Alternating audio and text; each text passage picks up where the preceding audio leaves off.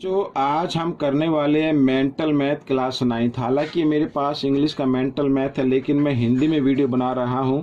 जो बच्चे हिंदी मीडियम में पढ़ते हैं या जिनके पास हिंदी में मेंटल मैथ है, उन बच्चों के लिए वीडियो मैं बना रहा हूं। और इस चैप्टर में यानी इस वीडियो में मैंने लिया है चैप्टर नंबर 1। ठीक है, पहला चैप्टर लिया है।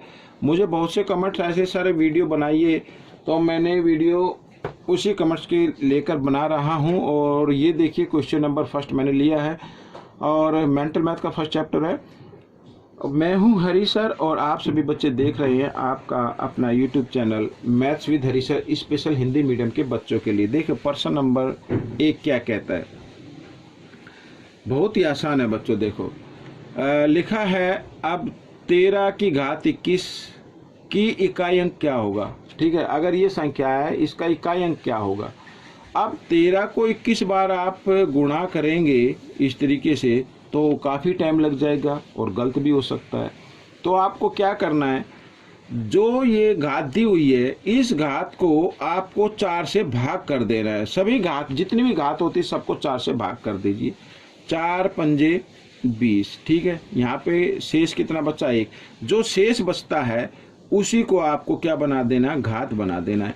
अब आगे वाला अंक भी छोड़ दीजिए। अब 3 देखिए, 3 ये वाला 3 को अगर एक बार गुणा करेंगे तो कितना आएगा, 3 आएगा। तो इसका मतलब ये 3 इकाई का अंक है। ये क्या है, इकाई अंक है बच्चों। ये इकाई अंक कितना है, 3। ये आपका उत्तर है। ठीक है, आइए कुछ इसी तरीके से मैं क्वेश्चन कराता हूँ जो मैंने लिए हैं। अब ये देखिए, ये रहा आपके सामने। ठीक है, अगर आज हम प्रैक्टिस करेंगे तो हमें ये क्वेश्चन निकालने आ जाएंगे। अब लिखा 7 की घात 234 का इकाई अंक क्या होगा। अब 234 बार कौन लिखेगा, काफ़ी टाइम लग जाएगा।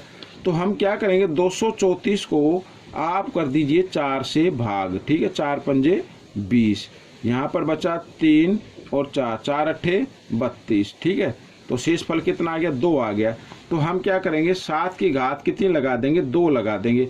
अब 7 को 2 बार गुणा करना आसान होता है। 7 गुणा 7, ठीक है, 7 सत्ते कितना होता है, 49। तो इकाई अंक कितना आ गया बच्चों, 9 आ गया। ये आपका उत्तर बन गया। आइए करते हैं अगला प्रश्न। हाँ, एक चीज़ और ध्यान देनी है, जब भी इकाई अंक पे यानी 5 हो, 6 हो या 1 हो तो उसका इकाई अंक हमेशा वही आएगा जो नंबर का दिया हुआ है। अब जैसे 15 की घात 201 है, क्योंकि 15 है। ठीक है, इस 5 को कितनी बार गुणा करें तो 5 ही आता है। 1 से करो, 2 बार करो, 3 बार करो, 4 बार करो, 5 बार करो तो कितना आएगा, 5 ही आएगा। तो इसका तो सीधा लिख दीजिए, इकाई अंक कितना होगा, 5 होगा। इकाई अंक 5। ठीक है, ये आ गया। अगर नहीं तो आप इसको करके देख सकते हैं। 201 को आप कर दीजिए 4 से भाग, 4 पंजे 20। ठीक है, इधर 1 शेष बचा तो ऊपर 0 लगा देते, ये शेष बचा। तो हम क्या करेंगे, 15 की घात 1, तो 15 एकम कितना होता है, 15। तो इकाई का कितना आएगा, 5 आएगा। तो याद रखना, जब कभी भी कोई भी नंबर होता है उसका इकाई का अंक 5 हो, 6 हो या 1 हो तो उसको कितनी बार गुणा करे तो वही नंबर आता है। ठीक है, 5 को है तो 5 आएगा, 6 है तो 6 आएगा, 1 है तो 1 आएगा। अब जैसे अगला क्वेश्चन है, अब 216 की घात 216 दी हुई है। ठीक है, अब अगर आपको मालूम है कि इकाई के अंक पर कितना आया हुआ है, 6 आया हुआ है, इसको कितनी बार गुणा करो तो इकाई के अंक पर हमेशा 6 ही रहेगा। ठीक है, अगर आप करना चाहते हैं फॉर्मूले से तो फॉर्मूले से कर सकते हैं। ठीक है, क्या कर सकते हैं, फॉर्मूले से कर सकते हैं। अब देखो यहाँ पर 4 से 4 पंजे 20। ठीक है, 4 पंजे क्या हो गया, 20 हो गया। तो 1 बचा और ये 4 चौक 16। अब आप कहेंगे सर यहाँ पर तो शेष फल कुछ भी नहीं बचा। जिसमें शेष फल कुछ नहीं बचता हो उसमें ये 4 ही आपको ले लेना है।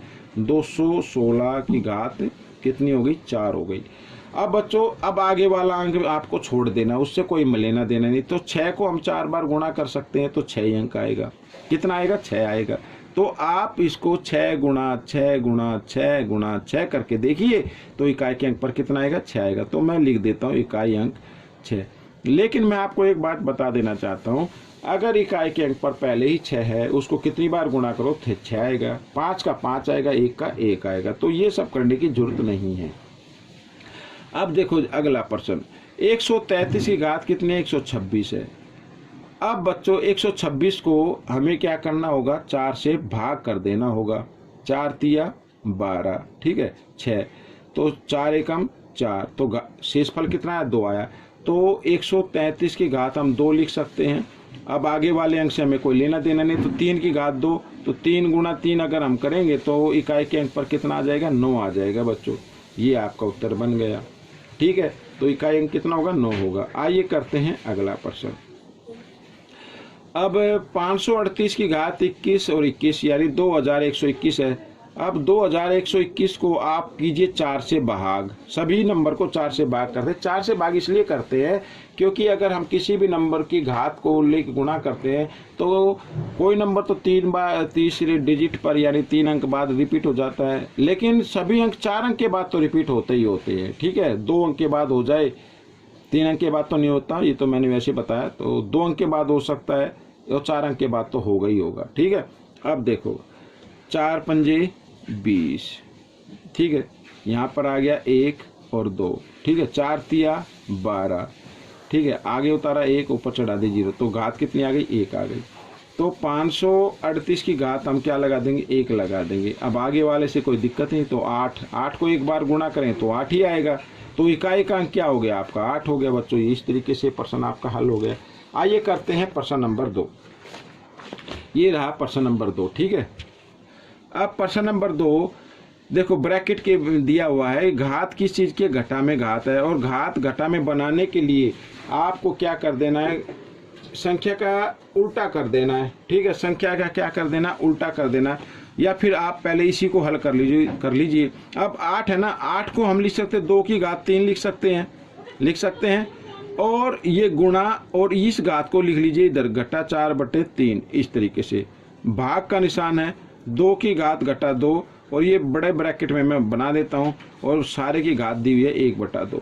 तो 3 से 3 कट गया बच्चों। इधर 2 की घात कितनी आई, घटा 4, इधर भाग का निशान है, 2 की घात कितनी आएगी, घटा 2। अब एक फॉर्मूला आपको याद रखना है, x की घात m, और इधर बच्चों भाग का निशान हो x की घात n, ठीक है। तो इस कंडीशन में क्या होता है, एक जब आधार एक जैसी हो, बीच में भाग का निशान हो, तो घातों को क्या कर देना है, घटा देना है, इस तरीके से, ठीक है। तो वही करेंगे, आधार एक जैसे हैं, बीच में भाग का निशान है, तो हम क्या करेंगे, इनमें से एक आधार लेंगे और घातों को क्या कर देंगे, घटा दें। तो इधर तो घटा 4 है, ये हो गया।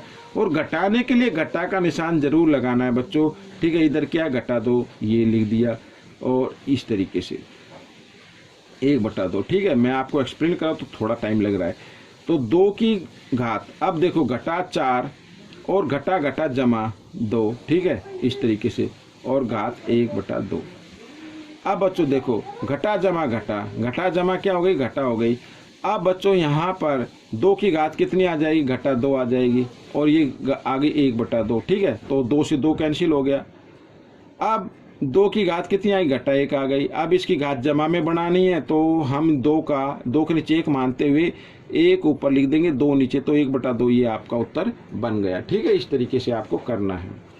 प्रश्न नंबर 3 क्या कहता है, प्रश्न नंबर 3 देखो, 23 जमा 2 की घात 2, 2 की घात 2 का मतलब क्या होता है बच्चों, 4 होता है। तो 4 और 23 कितना हो गया, 27। में सीधा 27 लिख लूँ, और इधर ये 2/3 लिख सकता हूँ ऐसे, इस तरीके से। जमा 140 में से 19 घटा दीजिए आप, तो कितना आएगा, 121 आएगा, 121 आएगा, ठीक है। 121 की घात हम लिख सकते हैं 1/2 जो दी हुई है, इस तरीके से, और ब्रैकेट बाहर 2, ठीक है।